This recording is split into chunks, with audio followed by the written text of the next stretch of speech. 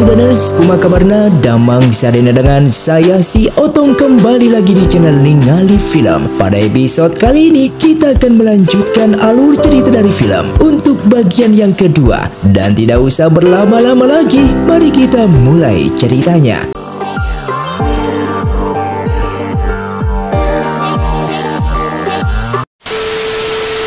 Film pun dilanjutkan dengan diperlihatkannya kondisi pangeran keempat yang semakin parah karena kerusakan pada jantungnya. Tabibku mengatakan kalau orang yang bisa menyembuhkan luka seperti itu adalah Tuan Lu yang berada di Pulau Lusian.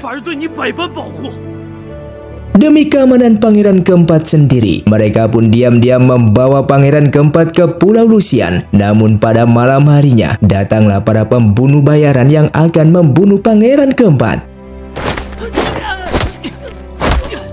Ternyata pemilik Pulau Lusian yaitu Tuan Lu sudah menganggap kalau pangeran keempat ini adalah muridnya sendiri, dan ketika mengetahui jika lukanya cukup parah, ia pun segera mentransfer energinya.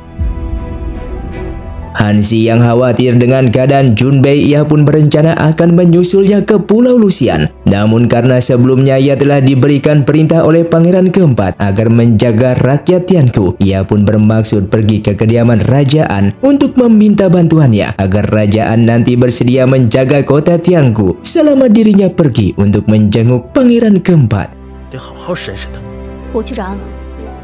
Di dalam perjalanan ke kediaman kerajaan, ia pun bertemu dengan seorang pemuda bernama Wang Shen.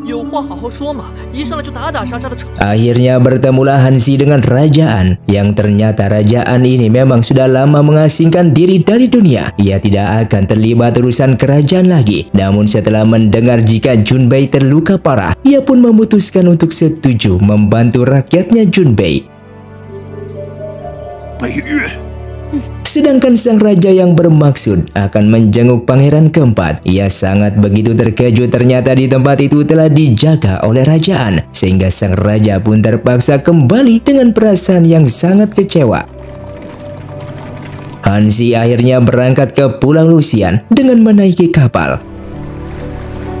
Sedangkan kondisi Junbei kini sudah mulai membaik, dan Tuan Lu pun berencana akan menjadikan Junbei sebagai pemimpin Pulau Lusian karena ia telah menilai jika dua putrinya dan menantunya tidak punya kemampuan untuk menjaga Pulau Lusian. Namun ternyata rencana itu diketahui oleh anak pertamanya juga menantunya. Mereka pun segera membuat rencana jahat untuk menggagalkan ide ayahnya tersebut. Di malam itu, mereka sengaja menyembunyikan ginseng yang akan dibuat untuk mengobati ayahnya, dan mereka menuduh kalau tabibku bersama Yingsila, orang yang menyembunyikan ginseng tersebut. Hansi pun sudah sampai di Pulau Lusian. Ia langsung disambut oleh Jiang Shen, menantunya Tuan Lu. Dan Tuan Lu sangat marah ketika ia pulang dan mengetahui jika menantu dan dua orang putrinya ini akan mencelakakan pangeran keempat. Sedangkan kondisi pangeran keempat ternyata masih belum sadar. Kemudian tabibku menemukan kalau di tubuh pangeran keempat ada semacam racun yang membuat pangeran keempat ini tidak sadar. Wang Shen yang merupakan seorang pendekar misterius yang selalu mengikuti Hansi, malam itu ia muncul memberikan sebuah rumput yang bisa membantu pangeran keempat ini cepat sadar. Dan ternyata kedua orang ini adalah pembunuh bayaran yang diutus oleh seseorang untuk membunuh Hansi. Namun ternyata Wang Shen ini berubah pikiran dan ia tidak ingin membunuh Hansi, sehingga membuat temannya ini menjadi merasa percuma telah mengikuti Hansi sampai ke tempat itu. Setelah mengkonsumsi rumput dari Wang Shen, akhirnya pangeran keempat pun sadar kembali. Sedangkan Tuan Lu, ia mendapatkan undangan jamuan ke lembah Jingse yang biasanya diadakan 5 tahun sekali. Sebagai pemimpin Pulau Lusian, ia pun harus menghadiri undangan itu meskipun sebenarnya kondisi tubuhnya masih cedera. Hansi yang mengetahui hal tersebut, ia pun meminta izin Tuan Lu untuk ikut pergi ke lembah Jingse dengan membawa pangeran keempat. Singkatnya mereka pun pergi ke lembah Jingse. Semua keluarga dari berbagai suku di Pulau Lusian semuanya sudah hadir. Selama ini ternyata keluarga Tuan Lu adalah keluarga yang menduduki peringkat pertama dalam beberapa hal, termasuk dalam hal seni bela diri. Salah satu pesaing mereka adalah keluarga Bai, di mana keluarga Bai ini berambisi menjadi nomor 1. Dan inilah pemimpin lembah Jingse yang mengundang mereka untuk hadir di acara 5 tahun sekali. Bahkan terlihat juga Lige yang akan memainkan musiknya. Ketika musiknya dibunyikan, semua orang seperti tidak kuat terhadap energi musik yang dikeluarkan, dan hanya Hanzi yang tidak terpengaruh dari energi tersebut. Namun tak lama kemudian datang seorang pendekar yang langsung menghentikan permainan musiknya. Ia adalah Tuan Muda Bai. Tuan Muda Bai ini menyarankan agar segera diadakan kompetisi peringkat keluarga, dan seharusnya acara itu diadakan sebulan sekali. Semua begitu terkejut mendengar itu. Tentu saja mereka semua ini belum siap, terutama Tuan Lu sendiri yang keadaan tubuhnya masih sangat lemah. Tuan Muda Bai yang sombong ini sempat mengejek Tuan Lu, yang mana Tuan Lu ini tidak mempunyai seorang putra, dan Tuan Lu terpaksa meminta menantunya untuk ikut berkompetisi.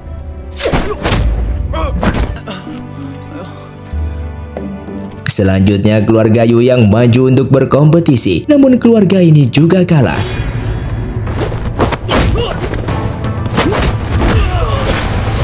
Dengan sombongnya Tuan Muda Bai ini kembali menantang keluarga Lu. Ia memberikan kesempatan sekali lagi kepada Tuan Lu untuk maju bertarung dengannya, karena tidak ada lagi perwakilan dari keluarga Tuan Lu. Tuan Muda Bai pun bermaksud akan mengambil alih peringkat pertama. Mendengar hal tersebut, Hanzi meminta izin Tuan Lu untuk menghadapi Tuan Muda Bai.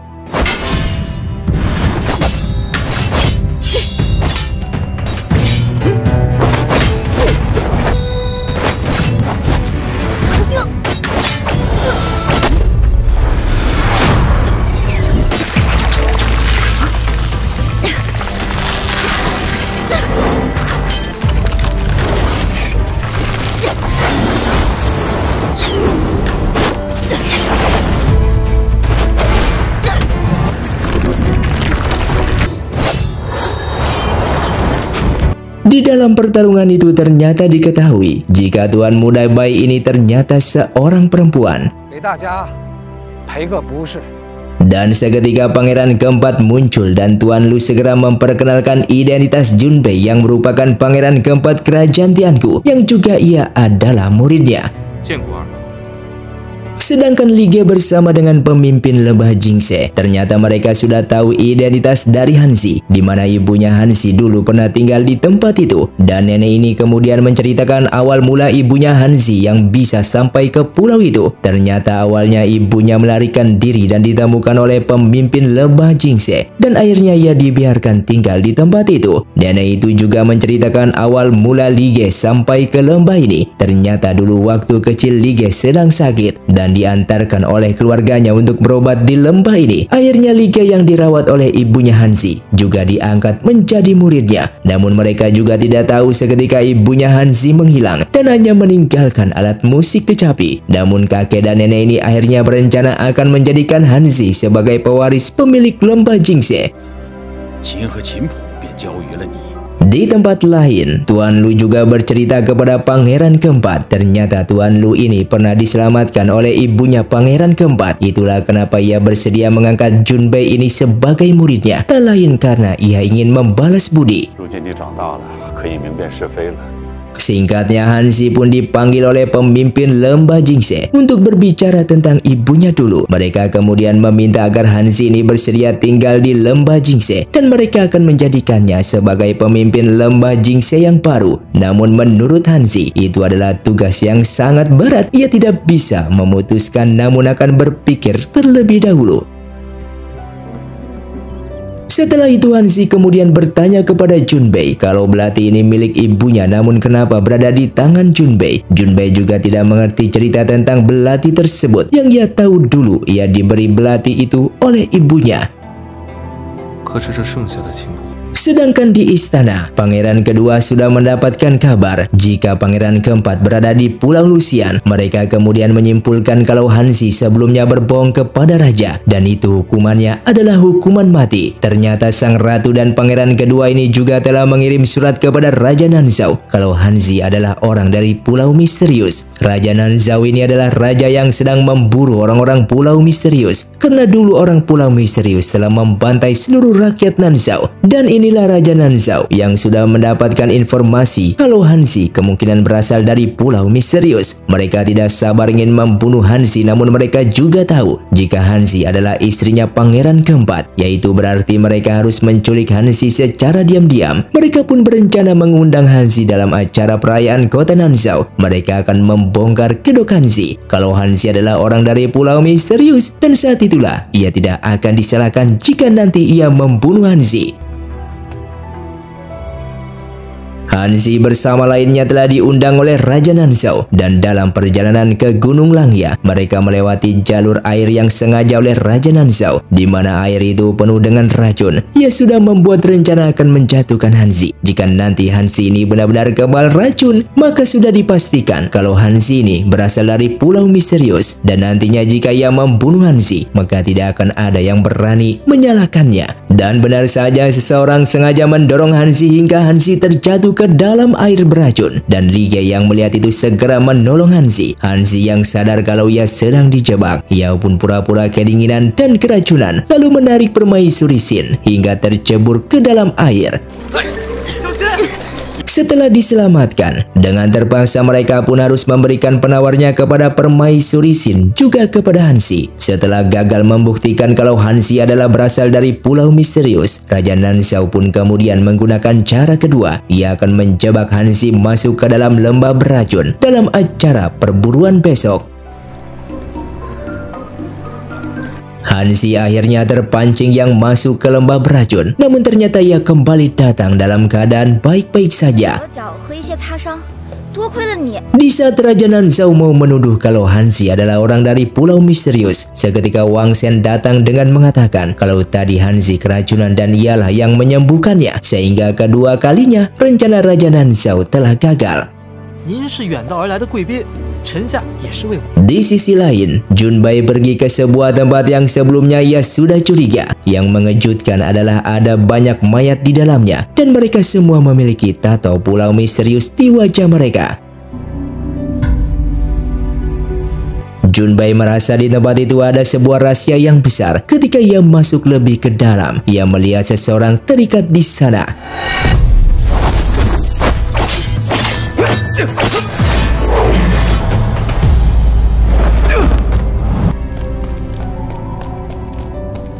Setelah kembali, Junbai pun bercerita kepada Hanzi apa yang ia temukan di dalam goa itu, sehingga mereka menduga kalau orang-orang itu berasal dari Pulau Misterius. Tanpa diduga, Pangeran Siling ternyata juga datang ke tempat itu, yang kedatangannya untuk menjalin kerjasama dengan Raja Nanzhao. Mereka akan mengadakan aliansi pernikahan, dan yang akan dinikahkan ternyata adalah Chu Fei dengan Raja Nanzhao.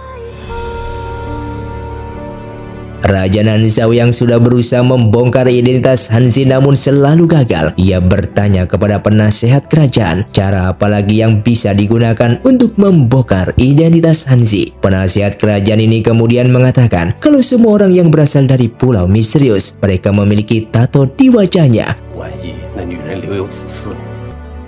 Sedangkan permaisuri Xin, ia menginformasikan Raja Nanzhao kalau ia telah mengirim surat kepada adiknya, yaitu Ratu Kerajaan Tianku, untuk membantunya membongkar identitas Hanzi. Namun begitu, mereka juga meminta syarat agar Kerajaan Nanzhao bersedia membantunya menjadikan pangeran kedua ini menjadi naik tahta. Raja Tianku pun mengadakan jamuan makan. Tanpa diketahui Hanzi kalau sang ratu ini sudah menyiapkan acara licik untuk membongkar identitasnya. Sang ratu meminta Xing Er, yaitu seorang wanita yang sangat membenci Hanzi, untuk menyiramkan arak ke wajahnya. Di saat Hansi membersihkan mukanya, datang lagi seorang pelayan yang membawa semacam pemerah pipi untuk diberikan kepada Hansi. Ternyata pemerah pipi ini sudah dicampur dengan obat yang bisa membuat tato di wajah Hansi menjadi muncul. Dan benar saja saat ia kembali menghadiri jamuan itu, tato di wajahnya muncul. Menyadari tatonya sudah muncul, ia pun segera berbalik dan pergi. Namun seketika ia ditangkap oleh dua orang yang ternyata dua orang ini anak buahnya dari pangeran kedua. Di saat pangeran kedua ini akan membawa Hansi ke kerajaan Nanzhao, seketika di tengah jalan ia dihadang oleh Chu Fei. Dan tidak disangka Chu Fei membunuh pangeran kedua.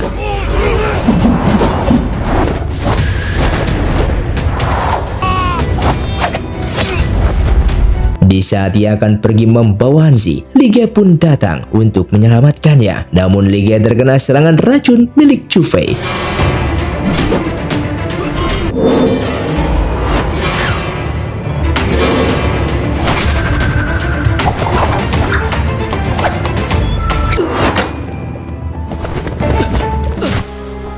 Setelah itu Chu Fei pun kemudian memberikan sebuah cermin kepada Hansi. Dan Hansi yang melihat wajahnya sudah cacat, namun ia mengatakan kalau ia masih sangat cantik. Mendengar itu Chu Fei yang sangat marah dan cemburu. Kalau tidak karena Hansi mungkin sekarang ia sudah menjadi istrinya Junbei. Ia pun terus melampiaskan rasa kekecewaannya itu dengan terus menyiksanya. Junbei yang sedang mencari Hansi. Di tengah jalan mereka bertemu dengan para prajurit yang telah tewas. Dan diantaranya ada pangeran kedua. Salah seorang prajurit yang masih hidup, ia segera menginformasikan kalau pelakunya adalah Chu Fei. Dan pangeran keempat ini akhirnya menyadari kalau pangeran kedua baru saja menculik Hansi. Sedangkan Chu Fei menemui Shaoxi dan adiknya Li Ge. Ternyata semua jalur darat telah diblokir oleh Jun Fei dan ia hanya bisa menggunakan jalur laut untuk kembali ke Xiling. Mereka pun akhirnya membuat kesepakatan. Shaoxi akan mengizinkan mereka melewati wilayahnya asalkan ia juga diberikan penawar untuk kakaknya. Sedangkan Li Ge, ia benar-benar tidak memiliki kekuatan lagi, namun ia meninggalkan berkas darah agar nanti dilacak oleh Junbei. Junbei yang membawa jenazah pangeran kedua untuk dibawa ke istana. Sang ratu sangat hancur di saat melihat putranya yang sangat ia cintai sudah mati. Junbei akhirnya menemukan tanda yang ditinggalkan oleh Li Ge. Benar saja mereka menemukan sebuah kapal, juga perahu yang sangat mencurigakan. Mereka pun segera masuk ke dalam kapal kemudian menyerang.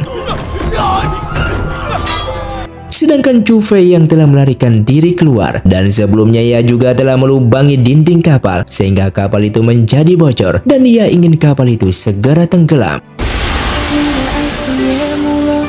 Shaoxi pun berhasil ditangkap, namun dia tidak mau memberitahukan di mana Hansi ditahan. Sedangkan Li Ge mati-matian melindungi Hansi dan akhirnya keberadaannya diketahui oleh Junbei sehingga keduanya pun langsung tertolong.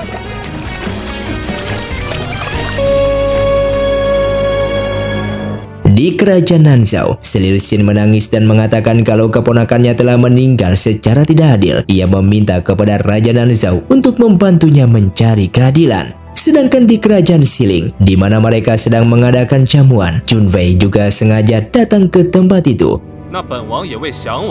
Di kesempatan itu Junbei pun berdiri dan akan memberikan hadiah, yang ternyata hadiah itu adalah Shaoxi yang sekaligus membongkar kejahatan pangeran kerajaan Xiling ini.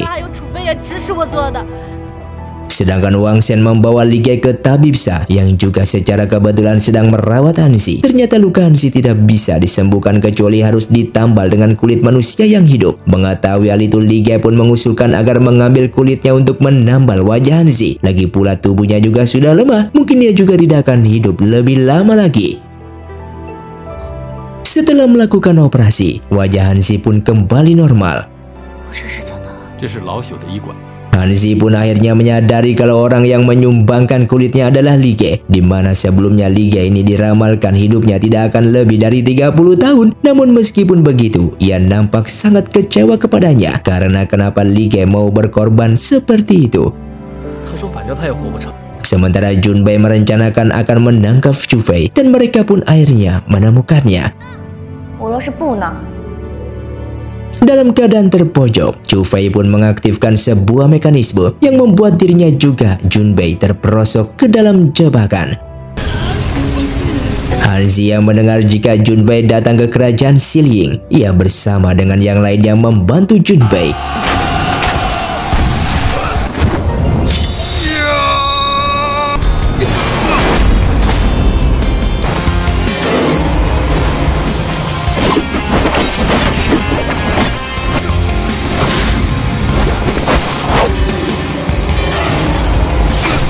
Setelah berhasil mengalahkan Pangeran Xiling, mereka segera bergegas untuk mencari Junbei. Namun sayang di pintu itu sudah terkunci dan tidak dapat dibuka. Mereka pun terpaksa meledakkan tempat tersebut. Tak lama kemudian Chu Fei pun keluar dengan wajah yang sudah sangat rusak. Pangeran Xiling yang sudah kalah itu masih berani mengancam. Ia akan membongkar identitas dari Hansi. Ia akan melaporkan kepada Raja Nanzhao kalau Hansi adalah orang dari Pulau Misterius. Namun Hansi tidak peduli sama sekali karena ia tidak takut dengan ancaman itu. Sementara Chu Fei terkejut ketika melihat wajah Hansi ternyata sudah bersih kembali. Setelah kejadian itu, Chu Fei menjadi kesal kepada Junbei dan Hansi. Bahkan ia juga tidak berani pulang ke kerajaan Nanzhao. Namun secara seketika penasihat kerajaan Nanzhao ini datang. Mereka pun kemudian menyusun rencana jahat akan menghabisi Hansi di saat nanti upacara ritual pasir yang akan diadakan sebentar lagi. Di tempat lain, Li Ge yang sedang pingsan ditemukan oleh seorang wanita. Hari upacara ritual pasir pun telah tiba. Semua undangan dari berbagai kerajaan telah datang. Tak lama kemudian Chu Fei pun datang. Ia langsung memberitahukan kepada semua orang kalau Hansi berasal dari Pulau Misterius. Mendengar kalau Hansi berasal dari Pulau Misterius, semuanya menjadi begitu terkejut. Mereka semua meyakini kalau orang dari Pulau Misterius adalah orang yang jahat dan kejam. Karena beberapa tahun silam, orang Pulau Misterius seketika berubah menjadi boneka manusia yang menghabisi banyak orang. Mereka membantai orang-orang yang tidak bersalah, terutama di kerajaan Nanzhao. Chu Fei kemudian menantang agar Hansi bersedia meminum racun untuk membuktikan kalau dirinya berasal dari Pulau Misterius atau bukan. Hansi yang mengetahui kalau dirinya hanya akan dijebak. Ia pun kemudian berbalik menuduh kalau Chu Fei lah yang berasal dari Pulau Misterius. Ia juga menantang agar Chu Fei ini bersedia minum racun seperti apa yang telah ditantangkan kepadanya. Namun dengan bersamaan seketika badai pasir pun datang. Kesempatan itu dimanfaatkan oleh Chu Fei untuk segera menyerang Hansi. Hansi pun segera menggunakan jurus kecapi andalannya untuk menghadapi Chu Fei. Namun ternyata secara diam-diam penasihat dari kerajaan Nanzhao ini mematahkan jurusnya Hansi. Dan ternyata mereka juga sudah memasang jebakan gurun hisap di tempat itu, hingga membuat Hansi pun terhisap ke dalam. Pangeran keempat mencoba menarik Hansi agar tidak semakin terhisap. Namun Chu Fei yang jahat ini berusaha untuk menghentikannya. Dan untunglah ada Yingxi yang segera menolong pangeran keempat. Namun sayangnya Hansi tetap terhisap.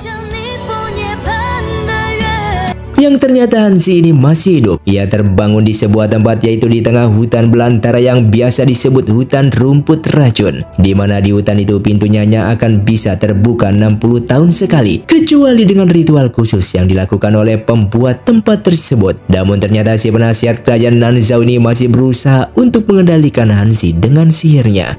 Han Ziqing. Setelah kondisi semuanya mulai membaik, Wang Xian menginformasikan mereka semua kalau ada sebuah tempat rahasia yang berada di bawah gurun. Ternyata mereka juga pernah mendengar tempat tersebut dan mereka juga tahu jika hanya klan Meng lah yang benar-benar mengetahui tempat itu. Sedangkan penasihat kerajaan Nanzhao, ia memberitahu Raja Nanzhao kalau Hansi telah masuk ke dalam hutan rumput racun. Namun begitu penasihat kerajaan ini menyarankan agar benar-benar memastikan jika Hansi yang telah mati. Penasihat kerajaan ini tahu jika hanya orang dari klan Meng lah yang bisa memasuki tempat itu. Ia pun kemudian mendatangkan 2 orang dari klan Meng untuk mencari cara agar bisa masuk ke hutan rumput racun. 2 orang ini adalah pangeran pertama dan pangeran kedua dari klan Meng. 2 orang ini berambisi ingin menjadi ketua klan Meng. Maka dari itu penasihat kerajaan menjanjikan ia akan membantu kedua orang ini menguasai klan Meng, asalkan mereka juga membantunya mencarikan jalan pintu masuk ke hutan rumput racun. Singkatnya, dengan menggunakan alat pendeteksi khusus, keduanya mendapatkan sinyal jika tempat untuk memasuki hutan rumput racun ternyata mengarah ke tempat Junbei yang sedang dirawat. Sementara anak buah Junbei ini mengira kalau mereka mungkin utusan dari klan Meng. Kembali kepada dua orang klan Meng yang sedang mencari pintu rahasia masuk ke hutan rumput racun. Ternyata mereka menemukan kalau pintunya harus melewati jantungnya pangeran keempat. Mereka pun kemudian merencanakan akan mencari waktu yang tepat untuk melakukan ritual masuk ke dalam hutan rumput racun. Dan mereka lakukan saat ini. Mereka menambahkan obat tidur sehingga pangeran keempat tidak akan bangun.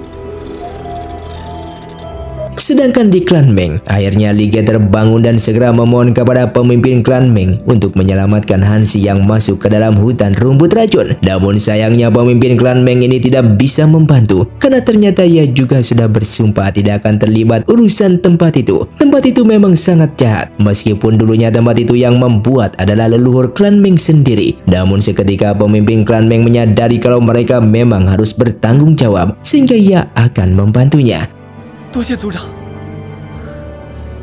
Sedangkan Yingxi memberikan informasi bahwa ketua klan Meng akan segera tiba. Namun ia menjadi heran sekaligus curiga kenapa ada anggota klan Meng yang sudah sampai ke tempat itu. Ketua klan Meng pun akhirnya tiba, yang sekaligus membuat kedua anaknya ini menjadi panik ketakutan.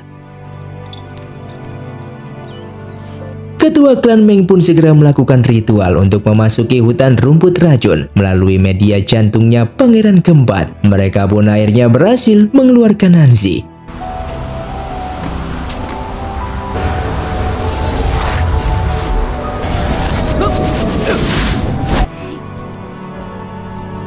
Setelah itu ketua klan Meng merasa curiga terhadap Junbei karena Junbei mempunyai segel untuk masuk ke tempat tersebut, dan ia pun kemudian bertanya siapa nama ibu Junbei. Ternyata satu-satunya orang yang diajarkan untuk membuka segel tempat itu adalah putrinya ketua Meng sendiri, yang ternyata akhirnya terungkap jika ibu dari Junbei ini adalah putri dari ketua Meng. Itu berarti Junbei adalah cucunya ketua Meng. Sedangkan Raja Nanzhao yang sudah mendengar jika Hansi masih hidup dan diselamatkan oleh ketua klan Meng dan sekarang dibawa oleh pangeran keempat, mereka tetap berusaha akan membunuh Hansi, namun dengan cara diam-diam. Sebenarnya Raja Nanzhao ini juga sudah mendapatkan surat dari Siling untuk bersama-sama menyerang Tianku, namun Raja Nanzhao ini belum mau berperang, masih menunggu waktu yang tepat. Sementara Pangeran Siling menjadi sangat kesal dengan Raja Nanzhao karena tidak mau segera bekerja sama, yaitu menyerang Tianku. Namun ia juga sudah mendapatkan surat dari kerajaan Dongling. Mereka mengajak bersama-sama untuk menyerang kerajaan Tianku. Sedangkan pangeran keempat sendiri ia juga sudah mendapatkan informasi jika kerajaan Siling dan kerajaan Dongling akan bergabung menyerang kerajaan Tianku. Di malam itu, pelayan tersebut nekat mencuri kecapi milik Hansi untuk dihancurkan. Namun ternyata Hansi mengetahuinya. Dengan waktu bersamaan, dua orang pembunuh bayaran datang untuk menangkap Hansi. Datang juga seorang wanita bercadar yang langsung menyelamatkan Hansi. Junbei juga datang dan mereka langsung mengucapkan terima kasih kepada wanita misterius tersebut. Di saat mereka kembali, ternyata wanita itu datang dan berhasil ditangkap. Wanita itu kemudian membuka identitasnya. Ternyata ia adalah ibunya Junbei, yang kemudian bercerita hingga membuat pangeran keempat akhirnya percaya kalau wanita di depannya adalah ibunya. Singkatnya, akhirnya ibunya pun dibawa pulang ke kediaman pangeran keempat.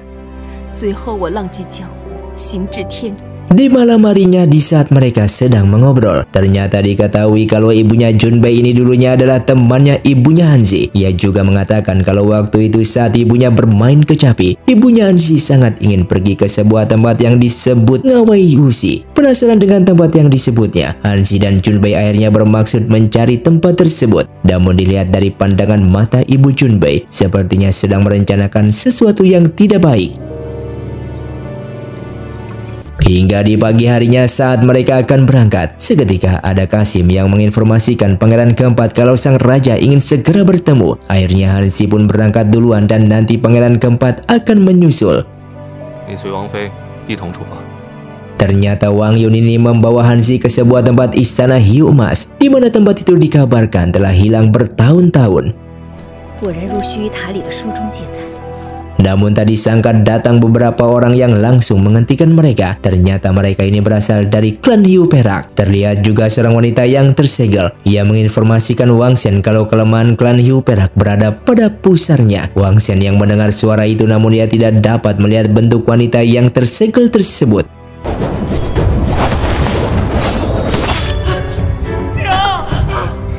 Sedangkan Nyonya Wang Yun, ketika ia melihat Hanzi sedang lengah, ternyata ia akan memasukkan sebuah jarum sihir ke tubuh Hanzi. Namun ia berhasil diselamatkan oleh salah satu orang di sana. Pasukan klan Hiu Perak yang ingin kembali menyerang membuat Wang Xian tidak punya pilihan selain menunjukkan identitasnya kalau ia berasal dari klan Hiu Emas. Di saat itu semua orang tidak tahu jika Wang Xian ini adalah satu-satunya keturunan klan Hiu Emas yang tersisa. Hiu Perak pun segera menyerah karena pada dasarnya Hiu Perak memang bawahan dari Hiu Emas. Ia kemudian mengatakan kalau belati di tangan Hanzi terbuat dari sisik Hiu Emas dan orang-orang pulau misteriuslah yang dulu telah menghabisi klan Hiu Emas.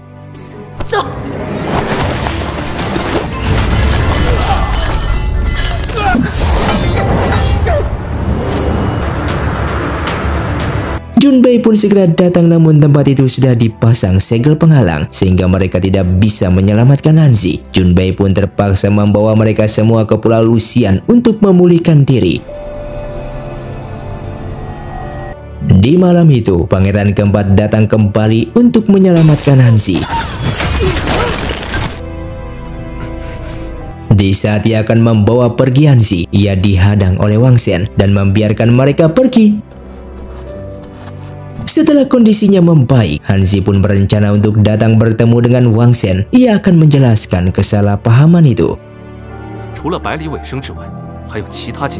Begitu sampai di sana, kakeknya Junbei ini menyadari ada hiu emas yang sedang tersegel di dinding. Ia pun segera melepaskan segel itu, yang ternyata ia ini adalah ibunya Wang Xian. Wang Xian yang tidak percaya, namun kemudian ketua klan Meng ini membantu bersaksi dan ibunya Wang Xian ini menceritakan kebenaran tentang pembantaian tersebut. Ternyata dari cerita itu diketahui kalau orang yang memproduksi manusia boneka adalah orang dari kerajaan Nanzhao. Mereka sengaja menangkap orang-orang pulau misterius untuk dijadikan boneka mereka. Setelah itu mereka sepakat akan membongkar kejahatan Raja Nanzhao yang menciptakan manusia boneka. Mereka akan mencari bukti kalau penjahat yang sebenarnya adalah orang dari kerajaan Nanzhao sendiri. Setelah sampai di klan Meng, ketua klan Meng ini kemudian bertekad untuk menghancurkan pagoda sumo. Yang mana pagoda sumo itu adalah pagoda yang sangat berbahaya karena di dalam pagoda itu terdapat rahasia ilmu hitam yang terlarang.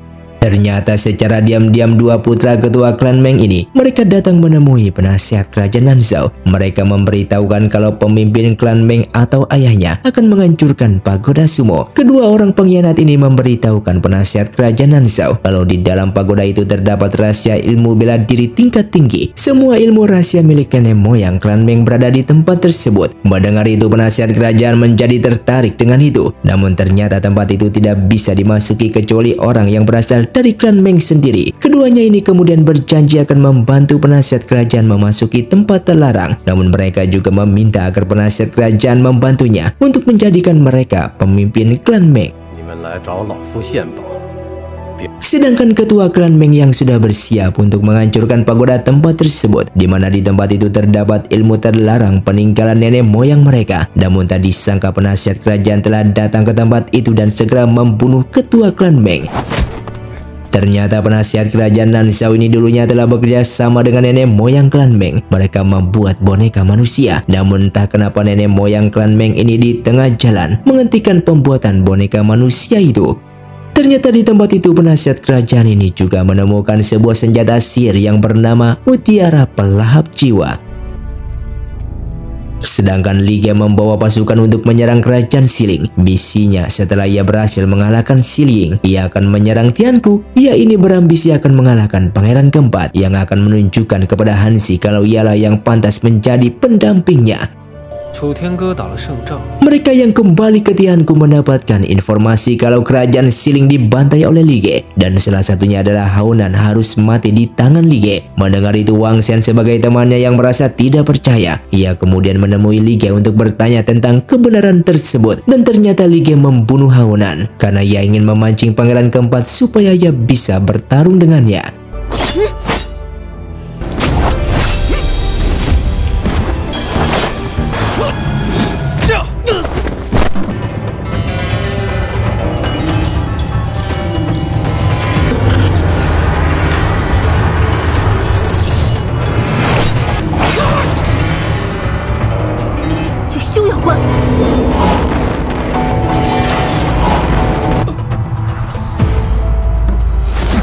Di dalam pertarungan tersebut, di saat ia kritis ada penghalang untuk melindungi Li Ge. Seseorang itu pun datang untuk menyelamatkannya.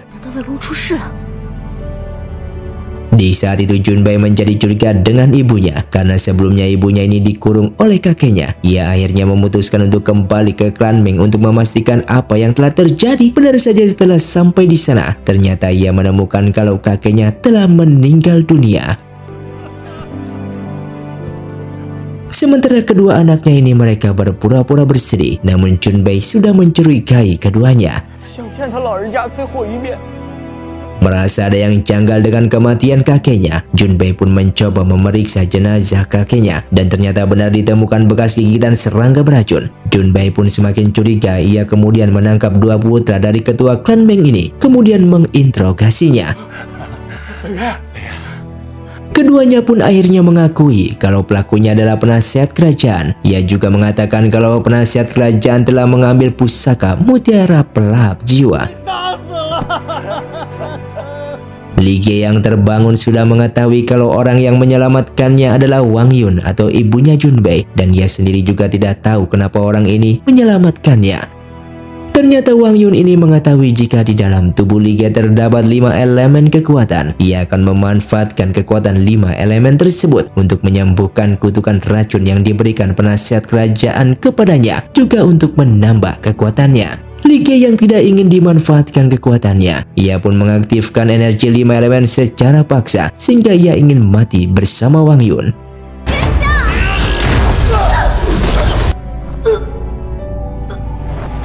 Kembali ke istana kerajaan Dongling, di mana Ratu Dongling atau ibunya Li Ge ini, ia telah mendapatkan laporan tentang kematian anaknya, namun dia tidak begitu peduli terhadapnya. Dengan waktu bersamaan adiknya Li Ge, mereka mendatangi Permaisuri Xin. Mereka tahu jika Permaisuri Xin ini mempunyai hubungan dengan Li Ge. Permaisuri Xin sendiri merasa terpukul ketika mendengar kematian Li Ge. Ia pun dendam kepada Hansi yang merupakan penyebab kematiannya.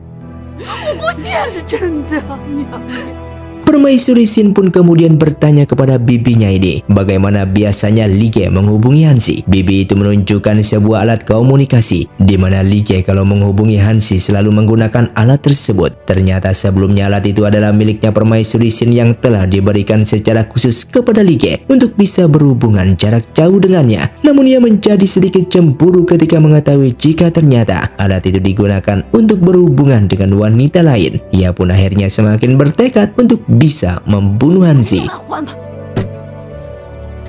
Mereka pun segera melakukan jebakan. Ia pun memainkan kecapi yang didengarkan dengan alat itu. Hansi yang mendengar suara itu bermaksud mencari sumber suara. Ia pun masuk ke dalam goa terus mengikuti sumber suara itu, yang ternyata ia menemukan kalau pemain kecapi itu bukanlah Li Ge, melainkan Permaisuri Xin. Dan saat ia kembali, ternyata ia telah dikepung.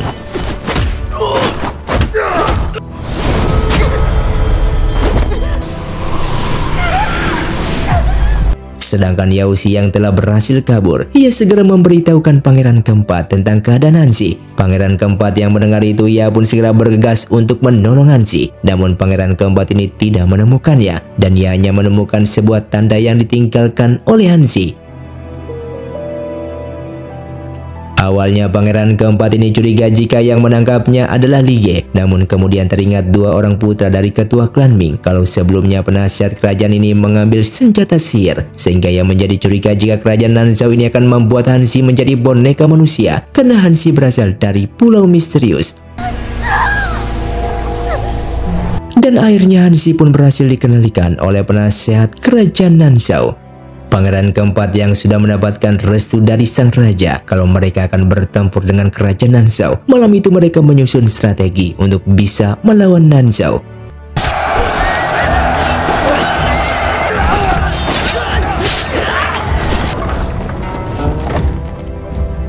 Raja Nanzhao yang sedang mendengar jika pasukan kota telah kalah, ia menjadi khawatir. Ia meminta agar penasihat kerajaan ini segera melepaskan Hanzi. Namun penasihat kerajaan ini secara mengejutkan ia mengatakan kalau ia tidak akan menaati perintah sang raja. Mendengar itu Raja Nanzhao menjadi geram. Ia pun segera memerintahkan pasukannya untuk segera menangkap penasihat kerajaan. Namun tak disangka ternyata penasihat kerajaan ini sudah menyiapkan orang-orang yang sudah dirubah menjadi boneka manusia. Boneka-boneka manusia ini sangatlah kuat. Mereka tidak bisa dilukai. Dan yang lebih mengejutkan ternyata orang-orang ini bukan berasal dari Pulau Misterius. Saat ini penasihat kerajaan sudah bisa membuat boneka manusia dari siapapun yang ia inginkan. Di bawah ancaman penasihat kerajaan, Raja Nanzhao pun terpaksa menjadi anak buahnya. Penasihat kerajaan pun segera mengeluarkan tentaranya. Yang lebih mengejutkan ternyata Hanzi sudah menjadi boneka manusia.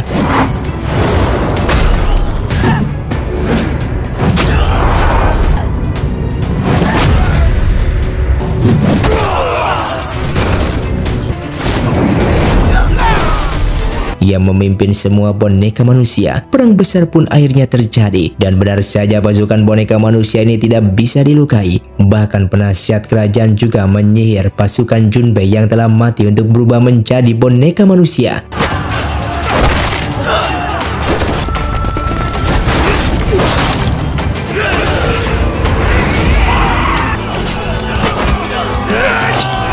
Di saat Junbei mengeluarkan belati seketika waktu terhenti dan Hanzi pun perlahan-lahan menjadi sadar.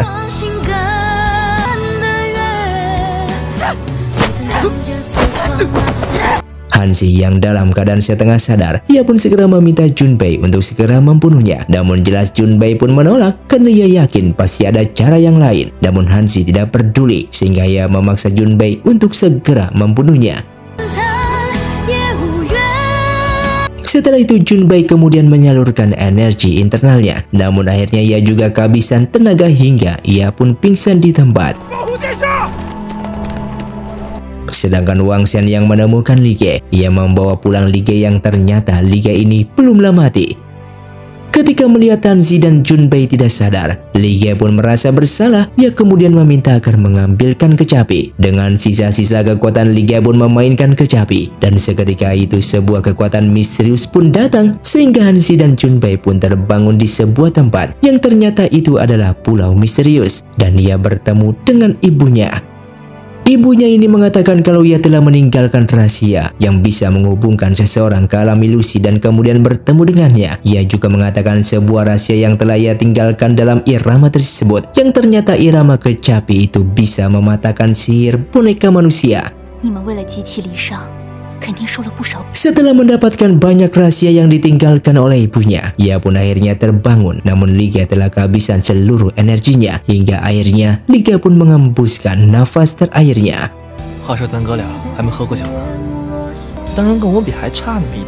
Sedangkan kerajaan Nanzhao mereka terus memproduksi boneka manusia. Bukan hanya berasal dari Pulau Misterius, orang biasa juga bisa diubah menjadi boneka manusia. Di saat mereka berdiskusi untuk berperang melawan boneka manusia kerajaan Nanzhao, dan ternyata boneka manusia itu sudah menyerang terlebih dahulu. Bahkan Raja Nanzhao sendiri sudah dijadikan boneka manusia.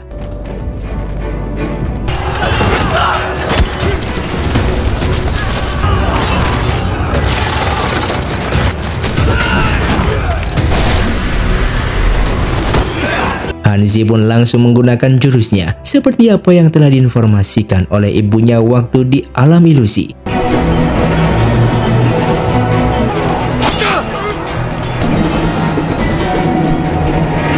Namun yang tidak disangka, ternyata penasihat kerajaan menelan mutiara pelahap jiwa dan seketika itu kekuatannya menjadi meningkat.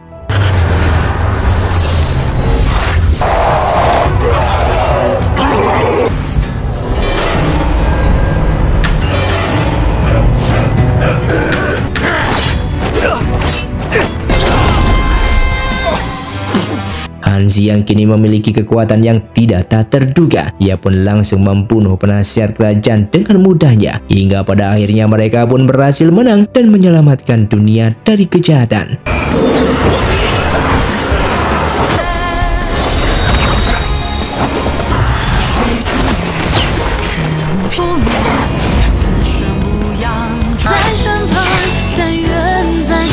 Sementara Junbei yang kini kondisi tubuhnya terluka parah, ia tidak bisa menyelamatkan Hanzi.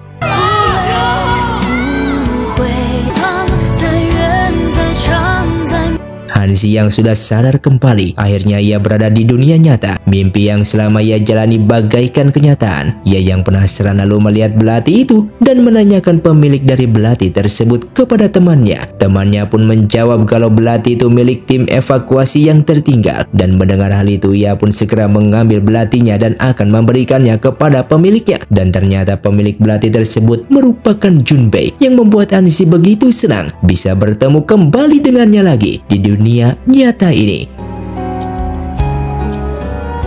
Dan film pun tamat. Terima kasih untuk kalian yang sudah mengikuti dan menonton film ini dari awal hingga akhir. Kalian sangatlah luar biasa. Buat kalian yang mau request film selanjutnya, silahkan komentar di bawah ini. Sampai jumpa di video selanjutnya. Saya pamit urang dari Ningali Film. Saya otong diri dan salam Sundaners.